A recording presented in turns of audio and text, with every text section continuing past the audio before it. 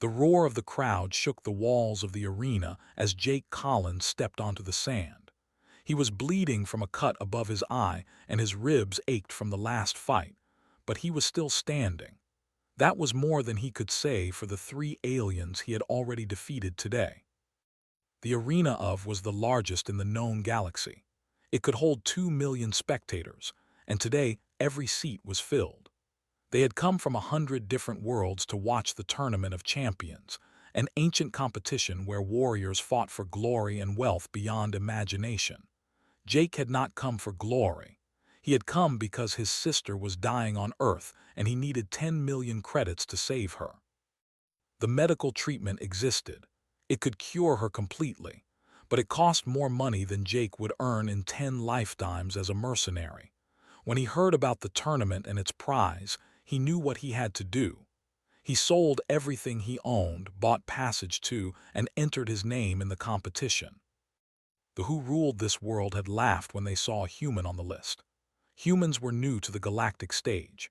They were considered weak, primitive, and barely worth noticing. But Jake had spent 15 years fighting wars on distant planets, and he had learned things about combat that these pampered aliens could not imagine.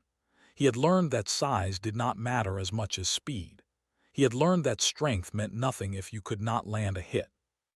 Most importantly, he had learned that a man with nothing to lose was the most dangerous creature in the universe. He wiped the blood from his eye and looked across the arena at his next opponent. The alien was 8 feet tall with 4 arms and skin like armored plates. It carried a weapon in each hand, and its eyes burned with confidence. They had won this tournament twice before. The betting pools gave Jake a 1% chance of survival. Jake did not care about the odds. He thought about Amy lying in that hospital bed, getting weaker every day. He thought about the doctors telling him there was nothing more they could do without the money. He thought about the promise he had made to their mother before she died, that he would always protect his little sister. The horn sounded and they charged. Jake waited until the last possible moment, then dove to the side. The aliens' weapons cut through empty air where he had been standing. Before they could turn, Jake was already moving. He struck at the joints where the armor was weakest, targeting the spots where nerves clustered beneath the surface. The alien roared in pain and swung wildly, but Jake was not there anymore. He was always somewhere else, always one step ahead, always finding the gaps in the armor that others could not see. The fight lasted 12 minutes. When it was over, they lay unconscious on the sand and Jake stood above him, breathing hard but victorious. The crowd fell silent for a long moment, unable to believe what they had witnessed. Then someone began to clap, and soon the entire arena was thundering with applause. Jake did not acknowledge the cheering. He was looking up at the private boxes where the wealthy and powerful watched the games. His eyes found the one belonging to Archon, the ruler of the Dominion. The Archon was staring at him with an expression that mixed curiosity with something that might have been concern. Good. Let them worry about the human who would not stay down. As the medical teams came to collect the fallen, Jake let himself be led from the arena through the champion's gate. But as he walked through the corridor beneath the stands, something made him stop. To his left was a barred window that looked into another part of the complex. He had passed it before without noticing, but now he saw what lay beyond. It was a gallery of some kind, filled with glass cases and locked displays. Trophies, he realized. They kept their conquered treasures here for the crowds to admire. There were jewels and weapons and artifacts from a dozen fallen civilizations. But in the far corner, in a cage of silver bars, there was something else. A woman. She was pale, impossibly pale, with hair as black as the void between stars. Her eyes were dark and empty, and she sat perfectly still on a bench inside her cage, staring at nothing. She wore a simple gray dress and her feet were bare. There were marks on her wrists where chains had been. Jake had heard stories about the galaxy called them vampires, monsters who fed on blood and could not bear sunlight. They had conquered their world 50 years ago and wiped out most of their species. The survivors were scattered across the galaxy, hunted and feared wherever they went. But looking at this woman, Jake did not see a monster.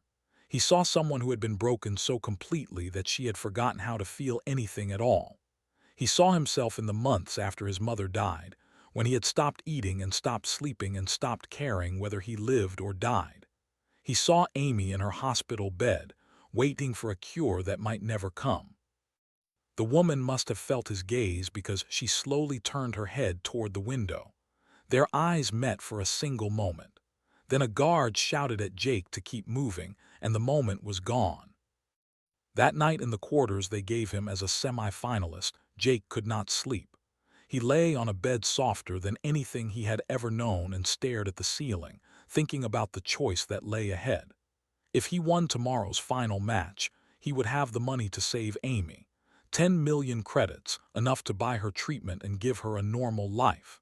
It was everything he had been fighting for.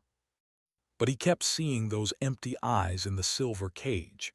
He kept wondering what her name was and how long she had been a prisoner. He kept thinking about what it meant that they displayed her like a trophy, a living reminder of their conquest. The announcer had said that the champion could choose their prize, 10 million credits, or one item from the Dominion's vaults. He had said it casually, like it did not matter, because who would choose anything over that much money? Jake closed his eyes and tried to stop thinking. Tomorrow he had to fight. Tomorrow he had to win. Everything else could wait. But somewhere in the darkness beneath the arena, a woman with black hair sat alone in her cage, and Jake Collins could not get her face out of his mind. The corridors of the champion's wing were quiet in the middle of the night. The guards had changed shifts an hour ago, and the new ones were lazy, more interested in their card games than in watching a human who had nowhere to run. Jake slipped out of his quarters and moved through the shadows like he had done 1,000 times on 100 different battlefields.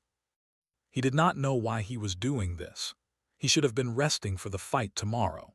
He should have been thinking about strategy and technique and all the ways the final match could go wrong. Instead, he was walking toward the trophy gallery, toward a cage of silver bars, toward a woman he had never spoken to. The gallery was dark when he arrived. The display cases glowed faintly with their own internal lights, illuminating the stolen treasures of conquered worlds. Jake moved past them without looking. He had no interest in jewels or weapons or the broken crowns of dead kings. He was looking for something else. She was exactly where he had seen her before, sitting on the bench in her silver cage. She did not move when he approached, did not even seem to notice him. Her eyes were fixed on some point in the distance that only she could see. Jake stopped a few feet from the bars. Up close, he could see details he had missed before. The dress she wore was old and worn, mended many times. Her hair was tangled and unwashed. There were old scars on her arms, thin lines that spoke of years of captivity. But her face was strangely beautiful, delicate and sharp at the same time, like something carved from white stone. He stood there for a long moment, unsure what to say. Finally, he spoke in a voice barely above a whisper. "I saw you watching the fights today." The woman did not respond. She might have been a statue for all the reaction she showed. "My name is Jake," he continued. "Jake Collins. I am the human they are all talking about." Still nothing, but he thought he saw something flicker in her eyes, a tiny spark of awareness in all that emptiness. "I do not know why I came here," Jake admitted. "I should be sleeping. Tomorrow I have to fight for my life. But I could not stop thinking about you, sitting here alone in the dark."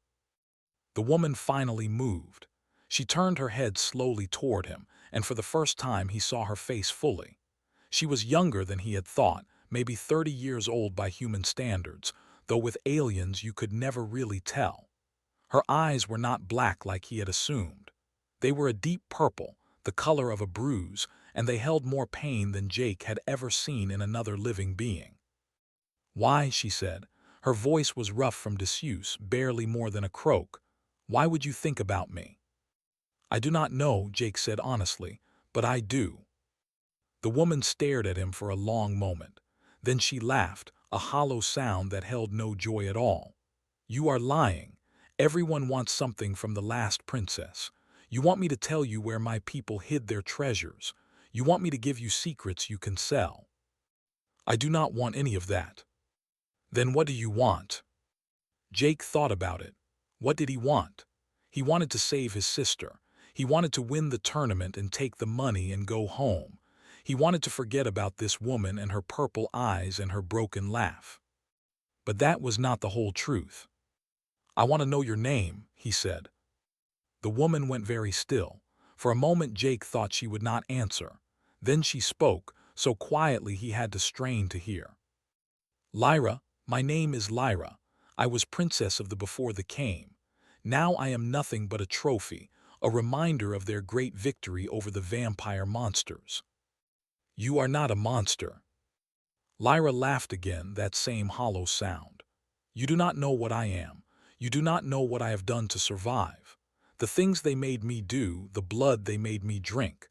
I am exactly what they say. A monster in a cage, kept alive to prove that even the darkness can be conquered." Jake reached through the bars and touched her hand. She flinched like she had been burned, pulling away from him. But he did not take back his hand. He left it there, extended through the silver, waiting. "I have done terrible things too," he said. "I have killed so many people I stopped counting years ago.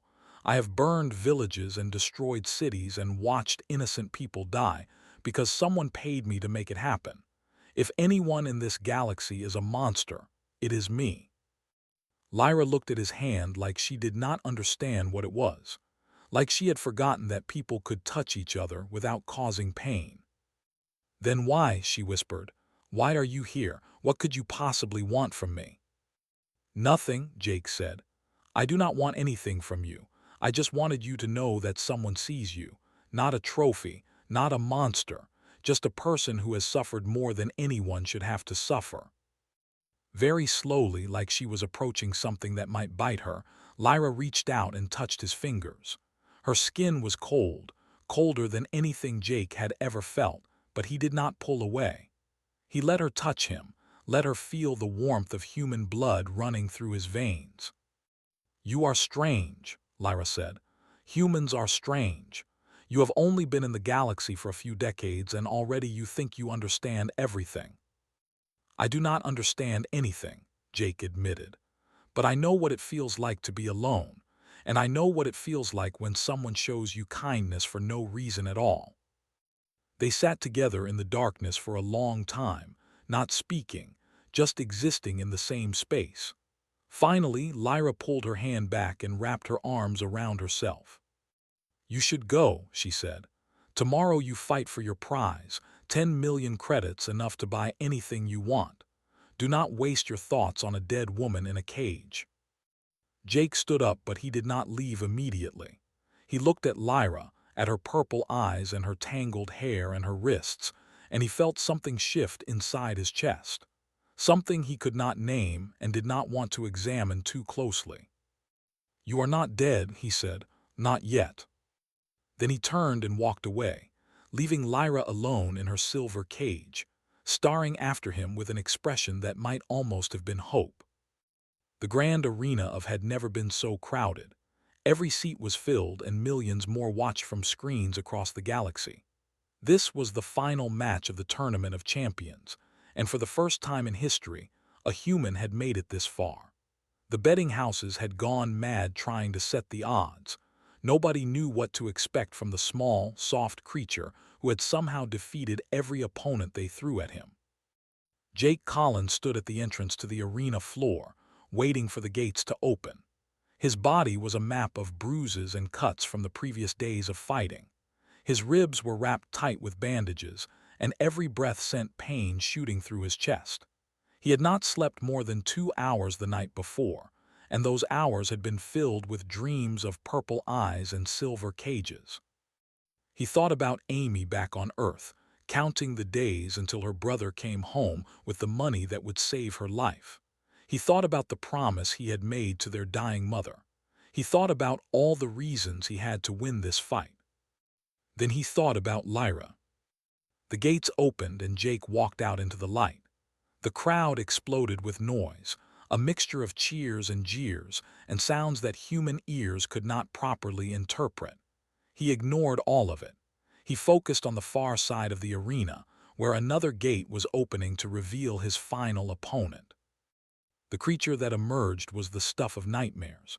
It was called a species bred specifically for combat. It stood 9 feet tall and weighed at least 1,000 pounds. Its skin was thick and gray, covered with natural armor plates that could stop most weapons. Its arms were as thick as tree trunks, and its hands ended in claws that could tear through metal.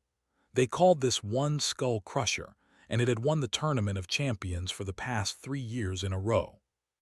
Skull Crusher looked at Jake and laughed, a deep rumbling sound that echoed across the arena. This was not a fight. This was an execution. Jake did not respond. He just watched and waited and let his mind go quiet. He had faced impossible odds before. He had survived things that should have killed him 100 times over. He was still standing because he refused to accept that anything was truly hopeless. The horn sounded and Skull Crusher charged. It was fast, faster than something that size had any right to be. It crossed the arena in seconds, claws reaching for Jake's head. But Jake was faster. He dropped into a roll, sliding under the massive arms and coming up behind the creature. His blade found the gap between 2 armor plates and sank deep into flesh. Skull Crusher roared and spun around, one massive arm catching Jake across the chest. The blow sent him flying across the arena. He hit the sand hard and felt something crack in his ribs. The pain was blinding, but he forced himself to his feet. He could not afford to stay down. The fight became a blur of motion and blood and pain. Jake was outmatched in every physical way. He could not overpower thee and he could not outlast it. All he could do was keep moving, keep finding the weak points, keep refusing to die. Skull Crusher grew frustrated. It was not used to prey that fought back so hard. Its attacks became wilder, more reckless. It stopped thinking and started raging, and that was exactly what Jake had been waiting for. The human dodged a crushing blow and drove his blade into the knee. The creature stumbled, and Jake was on it instantly, climbing up its massive body like it was a mountain. He reached the neck before Skull Crusher could react, and he drove his blade into the soft spot just below the skull. The fell. The arena went completely silent. 2 million spectators held their breath, unable to believe what they had just witnessed. On the sand below, Jake Collins stood over the fallen body of the 3-time champion, covered in blood that was both his and the creature's, barely able to stand. Then the crowd erupted. Jake did not hear the cheering. His ears were ringing and his vision was starting to blur. He thought he might pass out right there on the arena floor, but he forced himself to stay conscious, forced himself to stay on his feet. The fight was over, but the real battle was just beginning. The gates at the top of the arena opened, and Archon descended on a floating platform. The ruler of the Dominion was a tall, elegant creature with golden skin and eyes like polished gems. He wore robes of purple silk and a crown of living metal that shifted and flowed around his head. He looked at Jake with an expression of barely concealed disgust. "The human has won," announced, his voice amplified to reach every corner of the arena. "Against all odds, against all expectations, the creature from Earth has proven victorious. As is tradition, he will now claim his prize." The Archon gestured, and a servant came forward carrying a small chest. Inside, Jake knew, was a chip containing 10 million galactic credits, enough money to buy anything he wanted, enough to save Amy and still have a fortune left over. But Jake was not looking at the chest. He was looking up at the private boxes, searching for something. And there, in a small window near the top of the arena, he saw her. Lyra, brought up from her cage to watch the final match. Her purple eyes were fixed on him, and in them he saw something he had not seen before. She was crying. Jake looked at the chest full of credits. He thought about his sister dying in her hospital bed. He thought about the promise he had made to his mother. He thought about all the logical, rational reasons to take the money and go home. Then he looked back at Lyra, at the tears running down her pale cheeks, and he made his decision. "I do not want the money," Jake said. Archon froze. "What did you say?" "The rules say I can choose any item from the Dominion's vaults, any treasure, any artifact, any possession." Jake raised his bloody hand and pointed at the window where Lyra sat watching. "I choose her. I choose the woman." The arena exploded with noise. Shock, outrage, confusion. 2 million voices screaming all at once. But Jake did not hear any of it. He was watching Lyra's face, watching her expression change from despair to disbelief to something that might have been the beginning of hope. And in that moment, despite everything he was giving up, Jake Collins knew he had made the right choice. Archon's golden face had turned a shade of orange that Jake suspected meant extreme anger. The ruler of the Dominion stood on his floating platform, staring down at the wounded human who had just made the most unexpected request in the history of the tournament. "You cannot be serious," said. His voice was calm, but there was a dangerous edge beneath it. "You fought through a dozen opponents. You nearly died 100 times. You have earned wealth beyond measure, and you want to throw it all away for a vampire prisoner." "The rules say I can choose any item from the vaults," Jake repeated. "She is in the vaults. I choose her." "She is not an item. She is a political prisoner of the Dominion." The announcer called her a trophy. "Trophies are items. I choose her." His hands clenched into fists. Around the arena, the crowd had grown quiet, sensing that something historic was happening. In the private boxes, diplomats and nobles were whispering frantically to each other, trying to understand what the human was doing. "You understand what you are giving up," said slowly. 10 million credits, enough to live like a king for the rest of your life, enough to buy anything you could ever want. Jake thought about Amy. He thought about her smile and her laugh and the way she used to make fun of his cooking when they were kids. He thought about the last message she had sent him before he entered the tournament, telling him not to worry about her, telling him to be careful, telling him she loved him. His heart broke a little more. "I understand," he said. "And you still choose the vampire." "Her name is Lyra, and yes, I choose her." For a long moment did not move. The entire arena held its breath. Then the Archon turned to one of his advisors and spoke in rapid. The advisor shook his head, spoke again, more forcefully. The advisor pulled out a small device and studied it, then reluctantly nodded. "The laws are clear," announced to the crowd, his voice tight with barely suppressed rage. "The champion may choose any item from the Dominion's vaults as his prize. The human has made his choice. By the ancient laws that govern this tournament, we are bound to honor it." He gestured sharply and guards began moving toward the private boxes. Jake watched as they disappeared from view, heading toward the place where Lyra was being held. His legs were shaking from exhaustion and blood loss, but he refused to sit down. He would stand until this was finished. The minutes stretched on. The crowd began to murmur again, uncertain and confused. Many of them had bet heavily on the outcome of this tournament, and none of their calculations had included this possibility. In the gambling houses across, chaos was erupting as people tried to figure out what Jake's choice meant for their wagers. Finally, the guards returned.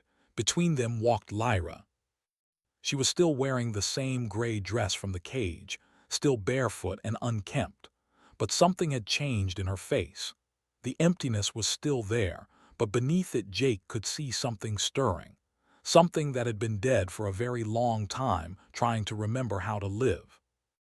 The guards brought her to the center of the arena and stopped a few feet from Jake.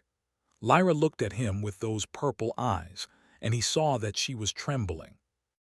"I do not understand," she whispered. "Why would you do this? You need that money. I saw it in your eyes when we talked. You have someone you need to save." "I do," Jake admitted, My sister, she is dying back on Earth. Then why? Why would you choose me instead of saving her? Jake reached out and took Lyra's hands in his.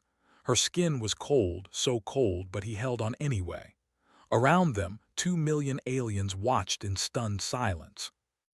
Because some things matter more than money, Jake said. Because my sister would never forgive me if she knew I had the chance to save someone and chose not to. Because I looked into your eyes and saw a person who deserved to be free, and I could not walk away from that. Lyra's trembling grew worse. Tears began to fall from her eyes, leaving dark trails on her pale cheeks. You are a fool. I am nobody. I am nothing. You have thrown away everything for nothing. You are not nothing, Jake said firmly. You are Lyra, you are the last princess of and you are free. He turned to face Archon, who was watching them with an expression of cold hatred. We are leaving now, Jake said, unless you plan to break your own laws. His jaw tightened. For a moment Jake thought the Archon might order his guards to attack anyway, ancient laws be damned. But there were too many witnesses, too many cameras broadcasting to too many worlds. Breaking the sacred rules of the tournament would cause a scandal that could destabilize the entire Dominion. Get out of my arena, said quietly. Get off my planet. If I ever see either of you again, I will find a way to make you suffer. Noted, Jake said.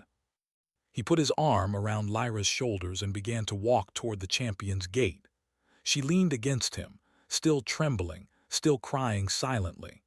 Behind them, the crowd finally found its voice and began to roar again, though whether in approval or outrage Jake could not tell.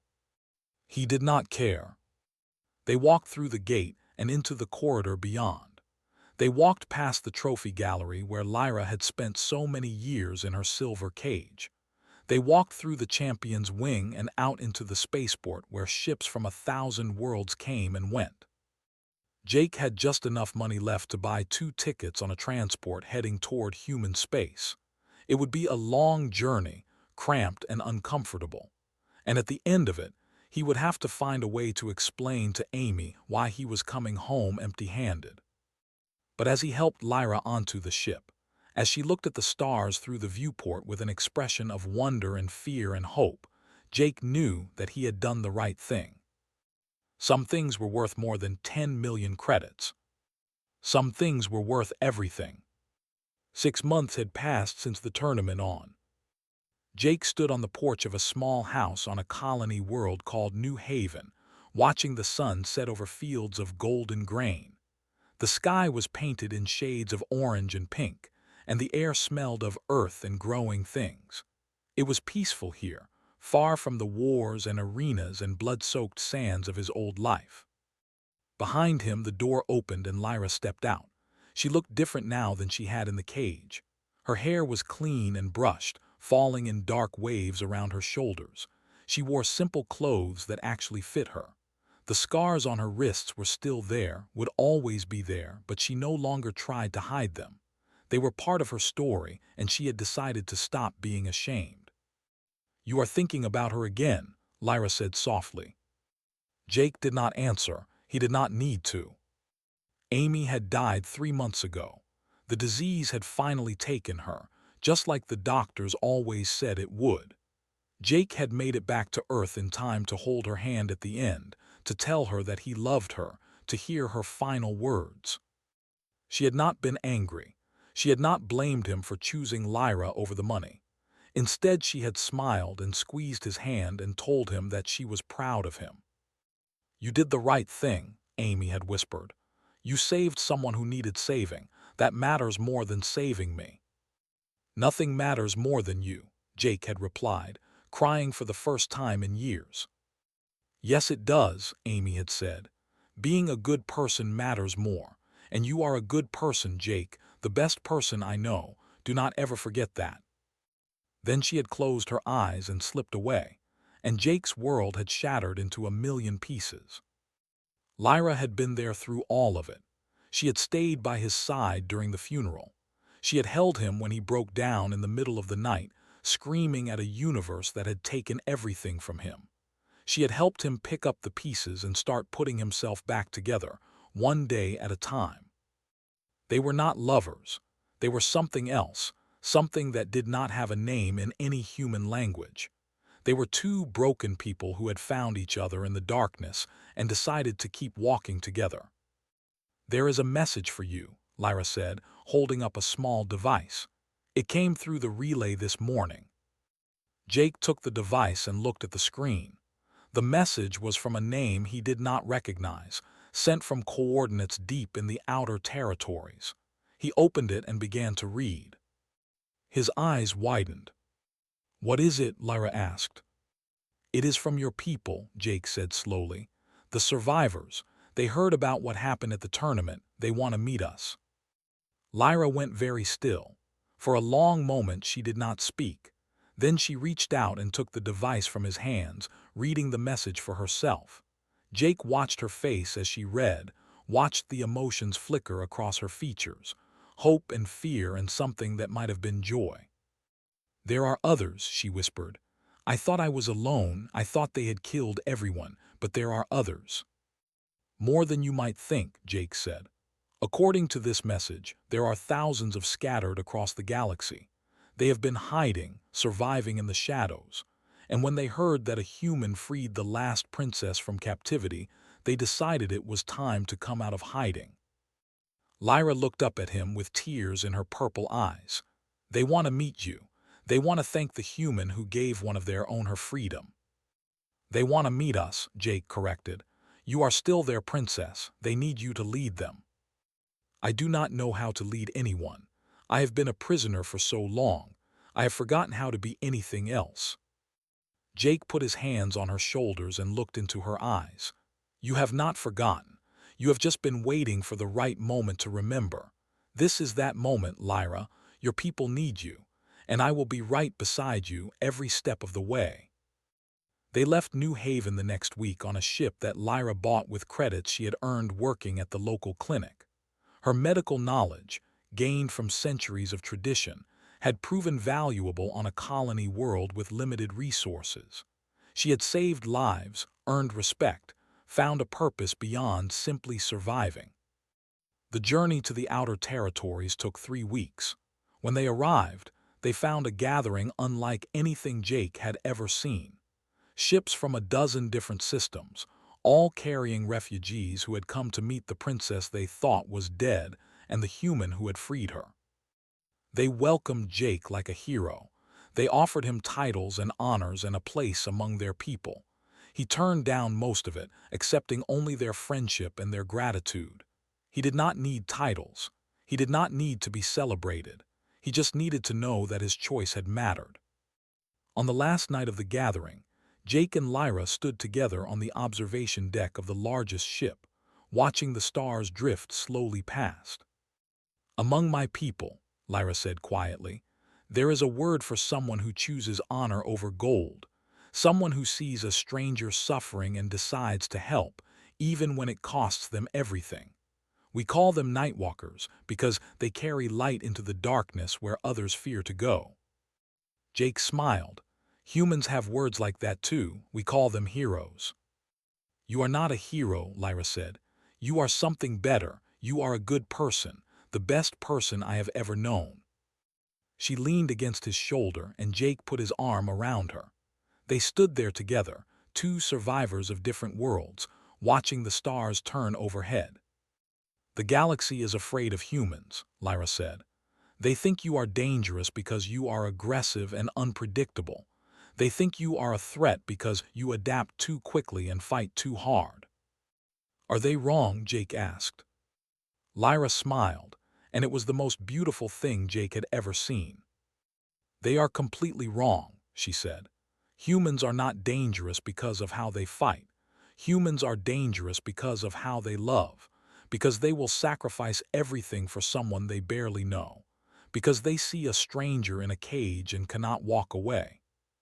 She looked up at him, and her purple eyes shone with something that had been dead for 50 years and was finally coming back to life. "That is why humans terrify the galaxy," Lyra said, "and that is why humans will change it forever." Jake did not answer. He just held her closer and watched the stars, thinking about his sister and his choices and the strange path that had brought him here. He had been promised wealth as his prize. He had chosen something better, and he had never regretted it for a single moment.